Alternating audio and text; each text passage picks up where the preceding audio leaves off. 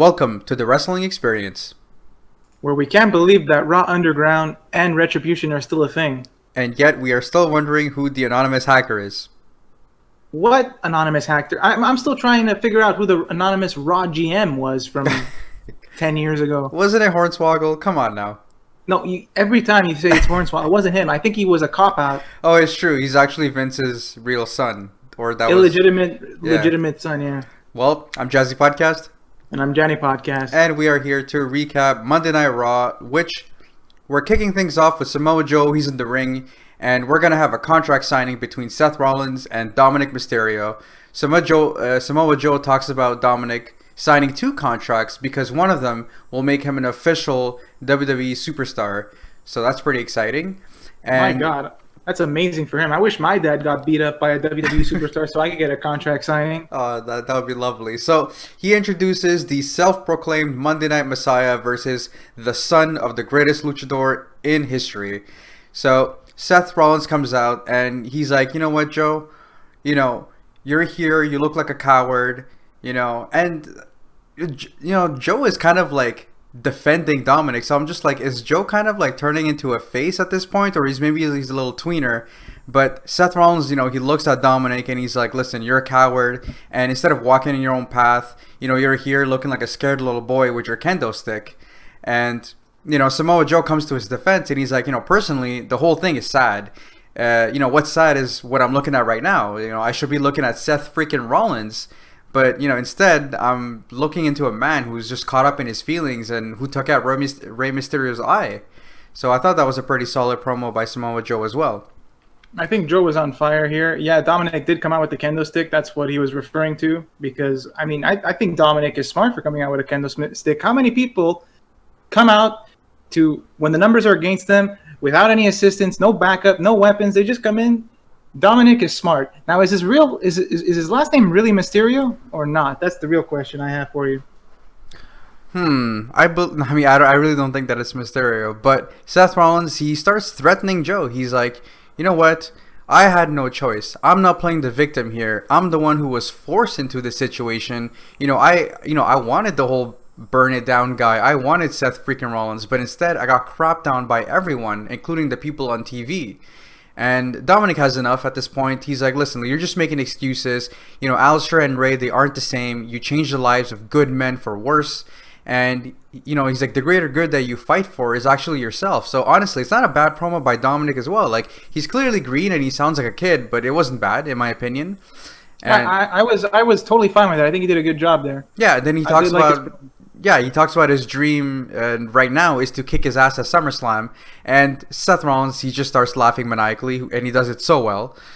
And, he's like, you wouldn't last 10 seconds in a regular match. So, you know what? I'm allowing you to bring the kendo stick. I'm allowing you to bring any tools in the toolbox so that you and your family have no excuse when I end your career before it even begins. So they both signed the contract, and he's like, now get the hell out of my ring because I got a match with your pal Umberto, and he's going to show him what he's going to do at SummerSlam. So now, Umberto Carrillo comes up. Seth knows that Dominik's career has already begun when he signed the contract. So, come on, Seth. You're better than that. Exactly. So now we have Delegas, we have Umberto versus Seth Rollins up next. It was an okay match overall, with Umberto showing an extremely aggressive side at the beginning, which was nice to see. He was charging up with flying drop kicks, and Rollins actually slowed the pace down by throwing him into the barricade. Murphy was actually about to hit him, but then Dominik actually protects him with his kendo stick. And we actually see the feed cutting a little bit, so I'm like, oh god, Retribution is going to be on Raw.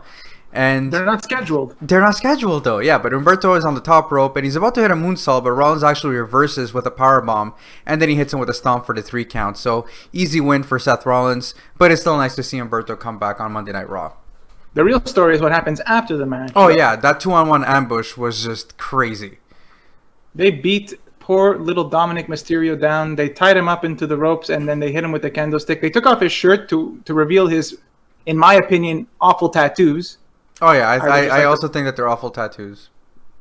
But hey, and he just got beat down. And you saw all the red marks on his back, on his body. And I'm wondering, Samoa Joe, what are you doing? What's going on? But they did say something that he was not medically cleared to compete. And that's why he doesn't... Yes, but also the one thing that I really liked is that Seth Rollins got into the camera's face and he was talking to Ray. He's like, are you watching this, Papa Ray? He's like, you're probably like, begging and pleading in front of the TV. Like, look what I'm doing to your son. So I thought that was pretty intense. So after the break, however, the commentators did talk about what happened to Dominik before the break, and Joe actually talked about being handcuffed at the desk. So I guess Joe couldn't get physical because he's a commentator or something like that. So I guess he was justifying it in that way. We do see the commentators also talk about Retribution causing havoc on Monday Night Raw and SmackDown, and they're actually wondering what their agenda is. And I'm thinking, Byron, I don't even think that Vince knows what Retribution's agenda is. Nobody knows. But was Samoa Joe actually cuffed, or was he using that metaphorically? He was using it metaphorically, bro. Come on now. All right. So now we have Selena and her crew. They're in the ring. She gets on the mic and she talks about, the whole poisoning accusation. And, she's asking whatever happened to innocent until proven guilty, right? Like, and then the crowd starts booing, and then she kind of shuts them up beautifully. She's like, you guys better shut the hell up, or I'm going to turn those masks into muzzles. And I thought that was a really good retort from Zelina Vega. And she talks about creating her own success, and she calls out Bianca Belair, and she tells her that she had nothing to do with Montez's poisoning, but Andrade and Angel will have everything to do with taking the Raw Tag Team titles at SummerSlam. You're not going to see it coming. Zelina is very good at delivering her promos.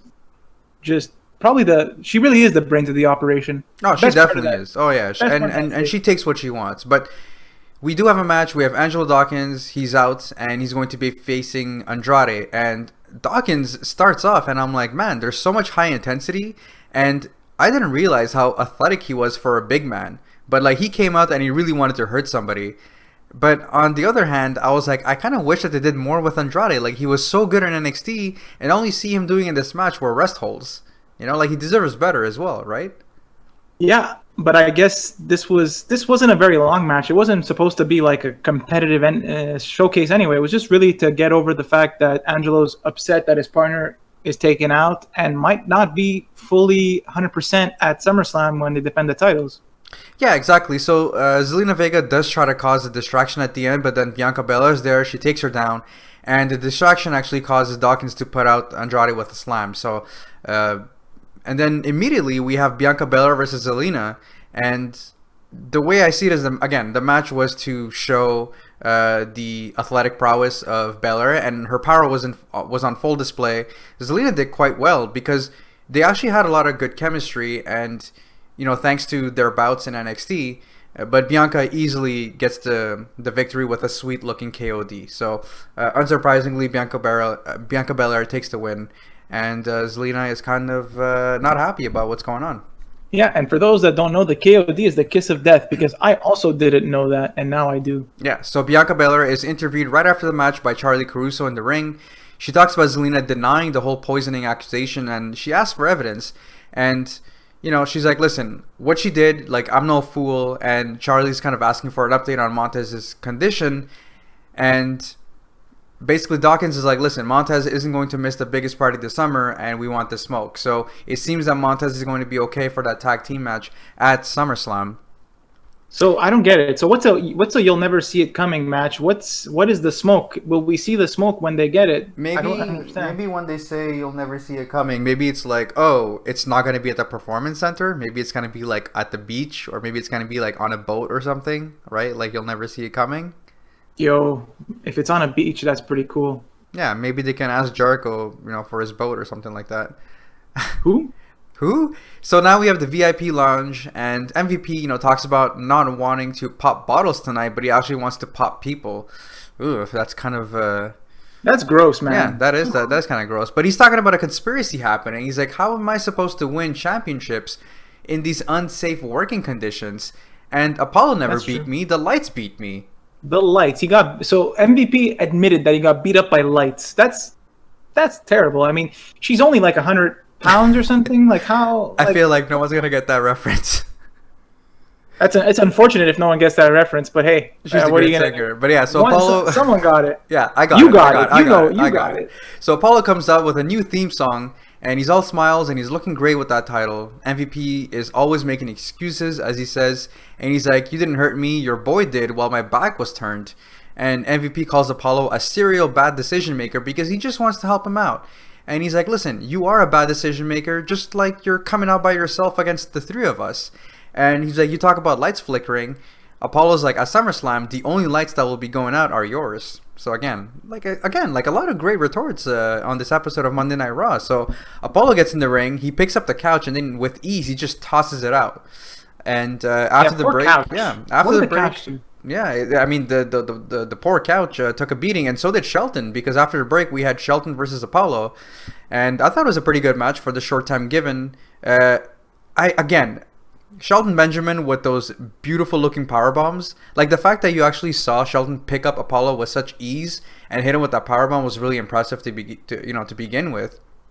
And he's a powerful boy. Oh, he is a powerful boy. And he's friends with Brock Lesnar. Yeah, there are some shenanigans when, Lashley trips up Apollo and then Shelton takes advantage and he rolls him up for the win.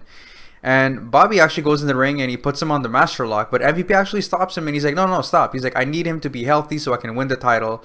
And MVP is about to hit him with a cheap shot, but Apollo actually kicks him in the face and he escapes.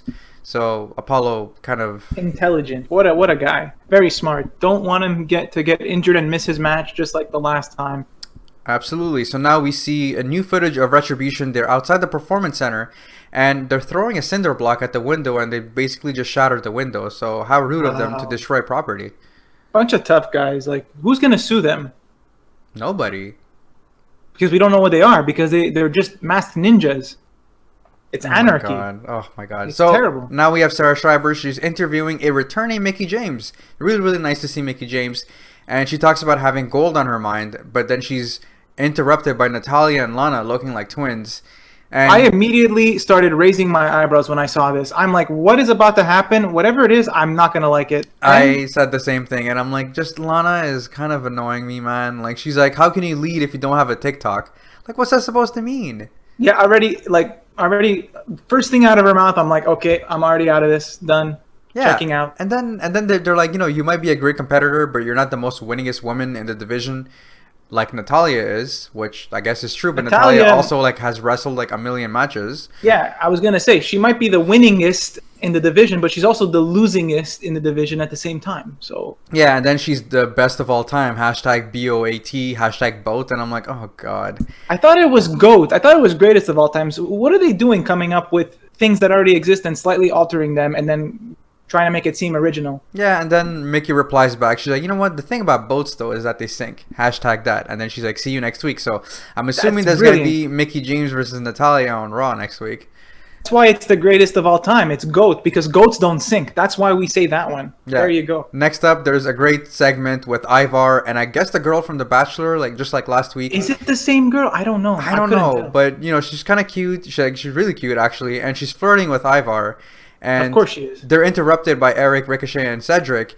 And she's like, you know what? He's kind of cute, but you? And then she's pointing at Ivar. She's like, not so much. So poor Eric, always the butt of the joke. And Ricochet and Cedric are just trying to hold their laughter. Yeah, but Sarah Logan married the wrong Viking Raider. Yeah, pretty much. And you know what? Cedric and Ricochet are laughing, but I'm like, listen, I'm the one that's laughing because you guys are stuck in an 8-man tag where you're facing a bunch of ninjas and Tozawa, which happens up next.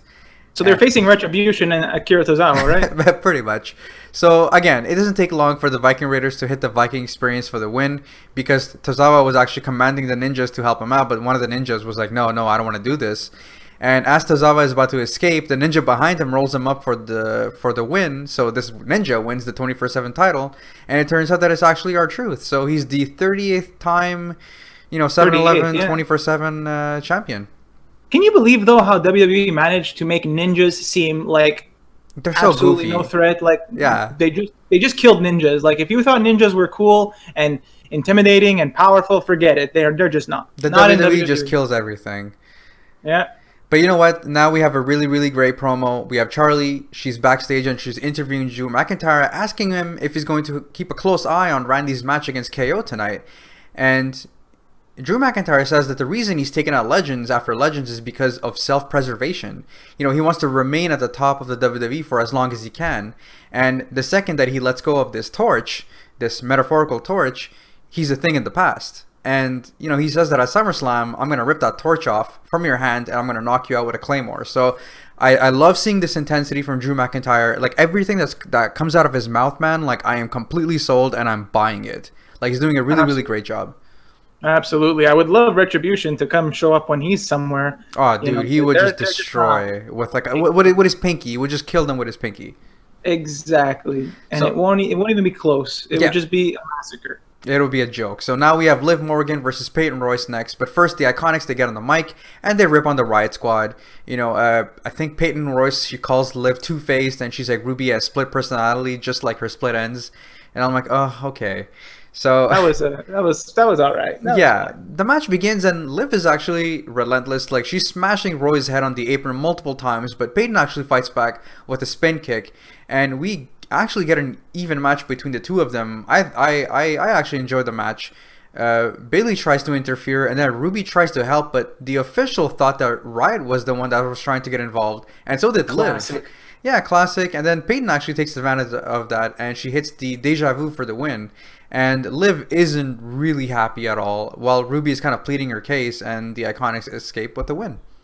Oh, good thing we had Byron Saxton explaining how their friendship is going to take some time to get back to what it once was, you know, to make us feel better about this tragic scenario. Yes, thank you, Byron. We do have a scene backstage. There's some sort of bouncer, and then Shane McMahon comes up, and he's like, listen, guys, it's almost 10 p.m., and Raw Underground is up next. After the break, we see a quote-unquote shoot fight as Shane introduces Riddick Moss, and to be honest with you, I was kind of bored with this segment. I just didn't like it wasn't compelling to me. Like Riddick Moss wins, but that was pretty much it. Like, I'm just so glad that Raw is now 2 hours because I don't have to watch Raw Underground. Oh yeah, so we do have. Wasn't there a match between Bayley and Asuka though to determine if Asuka's challenging Sasha for the title at SummerSlam? Yeah, that's coming up right next. So right after that. I thought it was Raw Underground for the last hour. Oh, well, I guess Shane lied. I guess Raw Underground happens concurrently with Raw. You know what I mean? Imagine. Well, I mean, I guess they want to have their own Monday Night Wars. Two things but you don't have to flip the channel. You just have to have Kevin Dunn do all the camera cuts for you. Oh my God, you're gonna have like 60 camera cuts in like 2 minutes. But wait, what's happening in the ring? Go back to the ring. Oh no, wait, back to the Underground. Next up, we have a great match. We have Asuka versus Bayley. Let's not forget that if Asuka wins, she will get that title match against Sasha Banks at SummerSlam. You won't see it coming. So I wonder who wins this match. Asuka, she actually starts with a flurry of kicks, and she seems to have the upper hand, but Bayley was able to fight back and slow down the pace, so because that would kind of benefit Bayley. Asuka hit her with a hip attack, but Bayley kind of grabs her midair and she throws her into the turnbuckle. So again, that was a great reversal by Bayley. Like Asuka's kind of rushing at her and she's about to hit her with her hips, and then Bayley just kind of catches her. I thought that was a pretty cool moment. Very nice. And then again, you know, when Bayley tries kind of going and she kind of hits her with a knee strike, Asuka reverses and she hits her with knee strikes of her own. So the story told in this match is that they both had an answer for each other's offense. So it was great because Bayley doesn't look weak at all and Asuka looks like a formidable opponent for Sasha Banks. And at one point, Bayley actually channeled Kairi Sane by hitting her with a elbow drop from the top rope, but only got a 2 count. And Bayley's in full control now, but then she starts mocking Kairi Sane, like the same walk that she does and like the little flute that she plays. And that was a bad move. Yeah, she also channeled her Kairi Sane. They both channeled Kairi Sane here. Yeah, but it was a bad move because Bayley, you shouldn't have done that. You got caught. And Asuka, she catches her, puts her in a submission, and she taps her out. So Asuka is going to be going to SummerSlam. Sasha isn't happy at all. She's kind of holding her title for dear life, saying that it belongs to her. And Asuka's like, no. She's like, I'll see you at SummerSlam. So again, like the chemistry between Sasha and Asuka is tremendous. We've been so lucky to have seen 2 matches between them in the past month or so. So I'm expecting them to kind of just go full gear, full force, and deliver us a great performance at SummerSlam. I don't know who's gonna win though, but I wouldn't be mad if either one of them win. Yeah, if anything, like the last pay-per-view, it's gonna be one of the better matches on the card. Let's just hope that there's a decisive ending. Yeah. And none of that shenanigans stuff. So now we are back on Raw Underground where Shane introduces 2 new fighters. It's not bad, but again, it only got good when Shayna Baszler shows up. So she's looking for a fight. Nobody wants to take her on, so she actually drags someone in the ring and knocks her down. And then a flurry of women come attack her, but she just single-handedly takes them out. And Shane's like, all right, cool, you're the winner. We'll see you guys next week. So that was Raw Underground. Just 2 segments, man. Yeah, it was. That one was okay, it was nice seeing Shayna Baszler dominate, but yeah, it was very unexciting and interesting to say the least. Yeah, and it wasn't bad, but it wasn't good either. Yeah, before our main event, we do see one final scene with Retribution. They're outside and they have flipped over a car and they're just celebrating. So again, we only got 2 segments with Retribution, only got 2 segments for Underground. They're not forcing this down our throats, so it's not too bad. Filming this, why are they like, let's show them what's happening out in the parking lot instead of what's happening in the ring? Like, it doesn't make sense. Like, why would I care as a viewer about what's happening somewhere else? It's like I'm watching wrestling and then a police car drives by the arena, they're chasing some random dude, and now we're watching this instead of wrestling because that might be more interesting. Like, who cares? Yeah, I'm cautiously optimistic. We didn't see an hour of Retribution either, right? We only got 2 segments, so as long as they don't keep pushing it, I'm okay with it. Like, they do look super goofy. They look like those ninjas. At least make them look different. Make them look threatening. Have them wear camo. I don't know, but like, just be different than what you currently have. And I don't know, like, you know what? They've already kind of wasted it, in my opinion. Like, they how did SmackDown end? They like blew everything up. And what did they do this week? Nothing. They flipped over a car. Didn't really distract anything. They flickered some lights. Like, it's like almost like they couldn't live up to what they did on SmackDown. Like, it was kind of like a very like lame way to continue. Like, what are they going to do next? Something far less interesting. Okay. Yeah, pretty much as per usual in the WWE. But hey, we do have an excellent main event with Randy Orton, who's accompanied by Ric Flair versus Kevin Owens. Again, great match from 2 superstars that are no strangers to each other. Orton did play a little dirty with the thumb to the eye, and supposedly that wasn't a disqualification, even if the ref saw that. That was funny, though. Interesting, yeah. And then Owens does fight back. He's holding his own with a super kick and a cannonball. Orton rolls outside, and then Owens kind of follows him, and he hits him with another cannonball into the barricade. And Randy is reeling at this point as Owens is hitting him with multiple chops and, you know, kind of looking at Ric Flair as well. And Randy starts working on Kevin Owens' foot, and he slows down the pace, which, again, benefits Randy Orton.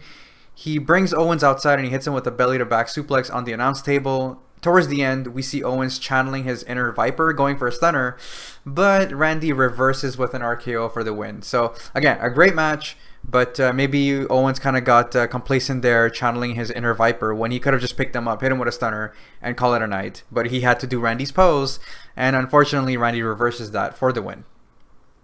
Like an arrogant Kevin Owens type of thing. Like, I feel like that was maybe out of character at the time, but yeah I mean, led to his downfall. So we have our main event finishing with a little bit of time left. Like a lot of time left. Yeah, it's not quite 11 yet. So what's going on? Yeah, so Randy is celebrating with Ric Flair, but he doesn't seem to be done. He has something to say, and there's something that he wants to talk about. So he asks Ric Flair to stay put for now, and you know, after the break, he talks about how he has every right to be pissed off at Ric Flair because this match with KO was completely unnecessary.